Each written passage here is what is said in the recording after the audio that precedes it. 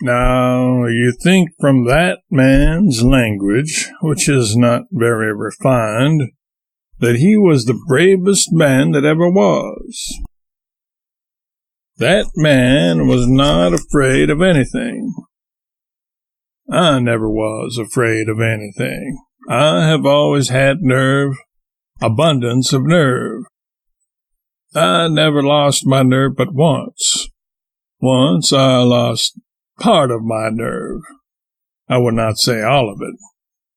That time it humiliated me so that I always remember it. When a schoolboy, it often fell to my lot to come across a rainy day. One of those days which schoolboys all the world over regard as too rainy to go to school and just rainy enough to go fishing. Forbidden fruit had the same attraction for me as it had for Adam. Some unthinking people criticize Adam, find fault with him because he was weak and yielded. Oh, that is not fair. That is not right. He hadn't any experience. We have had ages and ages of experience and tuition. We who criticize him and yet see what we are. Just see what we are when there is any forbidden fruit around. I have been around a good deal, but I have never been in any place where that apple would have been safe. Except Sparta. Why, it is the prohibition that makes anything precious.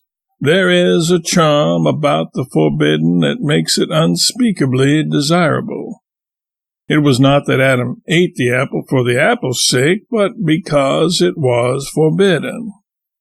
It would have been better for us, oh, infinitely better for us, if the serpent had been forbidden.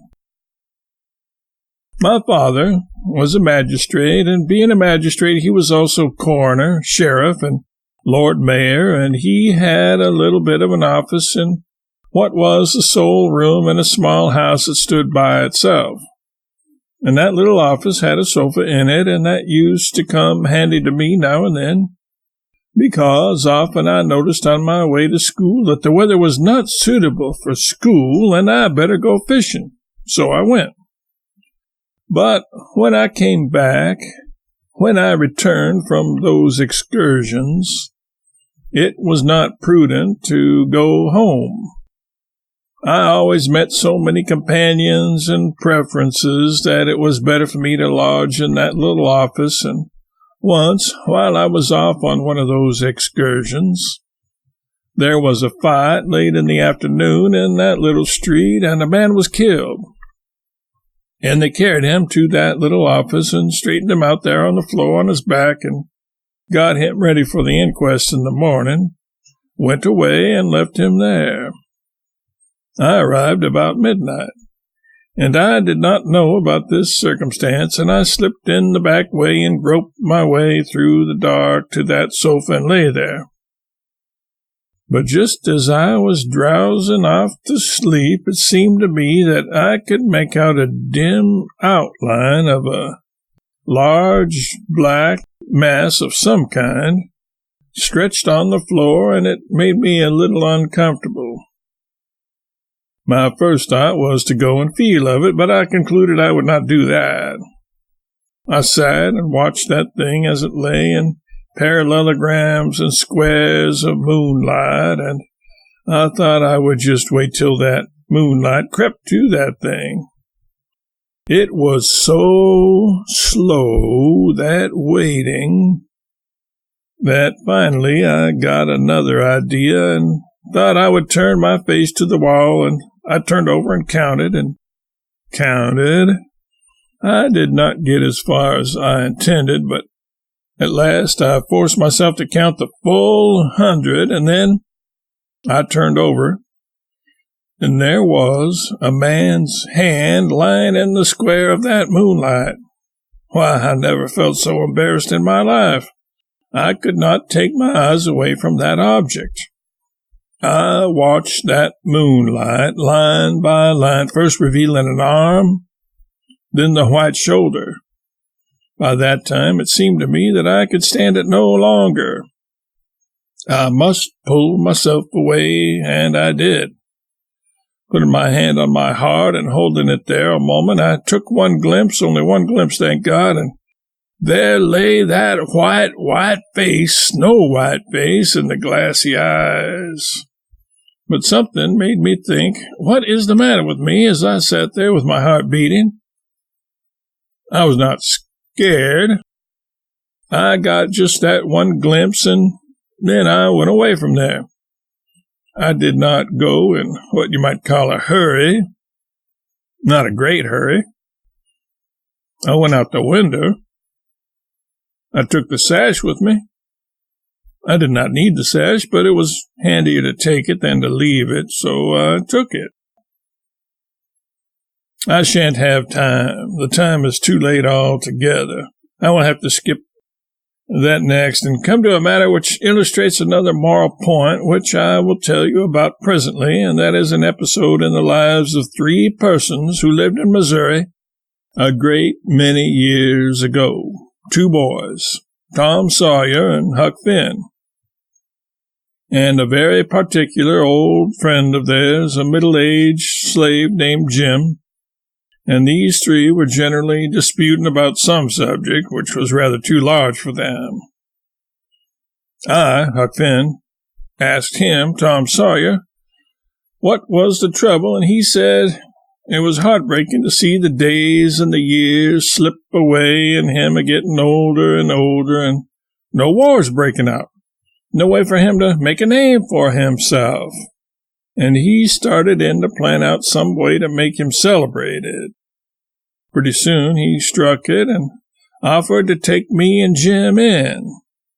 We went up in the woods, and he told me what, and he said it was a crusade. I asked him what a crusade is, and he said, is it possible you don't know what a crusade is? I told him I didn't, and what is more, I didn't care. I have lived through to this time without it, and I had my health, and if you will tell me what it is, all right. I'd as soon I didn't know, for I don't care for stacking my head full of information. What is a crusade? I can tell you. Is it a sort of patent right? No, a crusade is war. It is war to rescue the Holy Land from the heathen cannibals. Which Holy Land is it? Why, there is only one Holy Land. Do you think there is a million?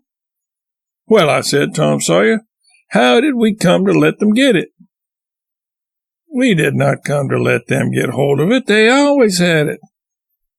If they always had it, it belongs to them. Why, certainly, he said. I understand that. Now, it seems to me that if I had a farm and it was my farm and it belonged to me and another fellow wanted it, would it be right for him to take it? If they own anything at all, there is just the mere land, just the land and nothing else. As for the holiness, they can take that if they want it. You don't understand it at all. You don't get the hang of it at all. It has nothing to do with farming. It is on a higher plane. It is religious. What? Religious to go and take the land from the people who own it? Why, of course it is.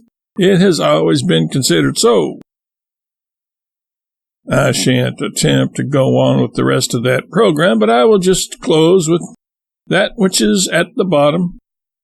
I have been in bed stretched on my back 45 days, and I am only 5 days out of that bed, and I am perhaps not strong enough to stand here and talk. I will just close. It is unbusinesslike to jump at conclusions on too slight evidence, and I will close with the case of christening a baby in a Scotch-Irish family.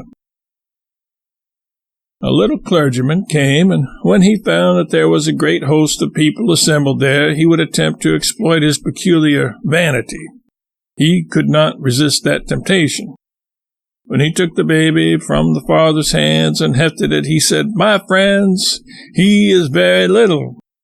Very little. Well, he is a very little fellow, but what of that?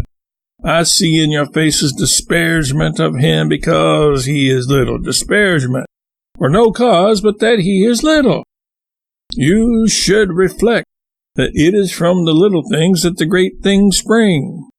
What is smaller than a grain of granite or sand, and yet it is from grains of granite and sand that this earth is formed. Very little is he. Take the little drop of water, and out of little drops of water the great ocean is made. And very little is he, and yet he may become like Napoleon, or like Caesar, or like both of them in one. He may conquer empires. He may turn all the world to looking at him. He may be like Hannibal, or like Alexander, or both in one, and become master of the universe. But what is his name? Marianne, is it?